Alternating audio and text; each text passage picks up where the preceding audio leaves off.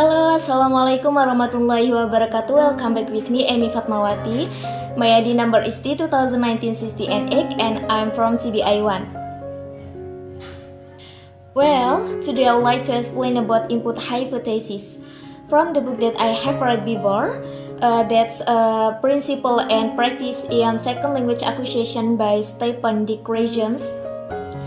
Input hypothesis explained more than other hypotheses. This is because two reasons. First is because this input hypothesis is relatively new, and the second is its importance, both theoretical and practical. Jadi input hypothesis ini dijelaskan lebih banyak dari hipotesis lainnya dikarenakan yang pertama karena input hypothesis ini relatif baru, dan yang alasan kedua karena pentingnya teori dan praktik dari input hypothesis ini sendiri. There are four parts of input hypothesis. First is input hypothesis relate to acquisition not learning. Jadi input hypothesis ini berkaitan dengan pemerolehan, bukan pembelajaran. Jadi input hypothesis ini berkaitan dengan bagaimana suatu bahasa itu diperoleh. Lalu kembali kepada pertanyaan how we acquire, bagaimana kita memperoleh. Given the correctness of natural order hypothesis, mengingat kebenaran dari pemerolehan bahasa secara natural atau dari alam bawah sadar.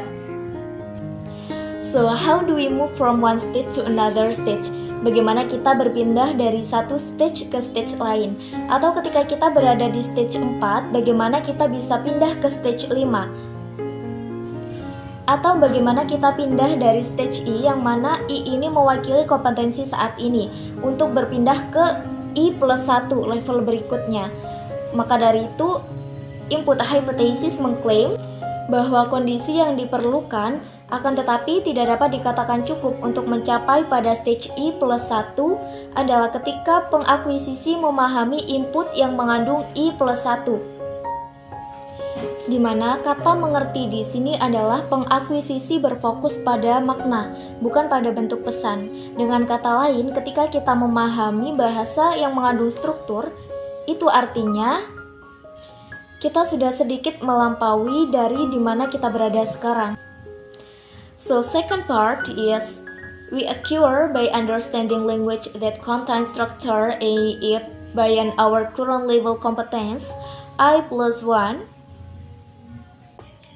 This done with the help of context or extra linguistic information.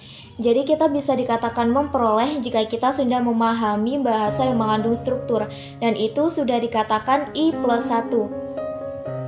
Ini bisa dilakukan dengan bantuan konteks atau extra linguistic information. And next is the third part. When communications is successful, when the input understood and there is enough of it, I plus 1 will be provided automatically. Yang dapat saya pahami dari part 3 ini adalah bahwa nilai I plus 1 itu akan diberikan secara otomatis jika seseorang melakukan komunikasi dengan berhasil. Jadi sekalipun seseorang itu sudah memahami bahasa yang mengandung struktur, tapi komunikasinya tidak berhasil, maka belum mencapai pada nilai I plus 1 itu tadi. So next, the last part is production ability emerges, it is not taught directly.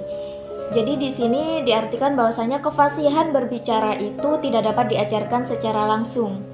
Sebaliknya, hal ini akan muncul secara bertahap dari waktu ke waktu dengan sendirinya.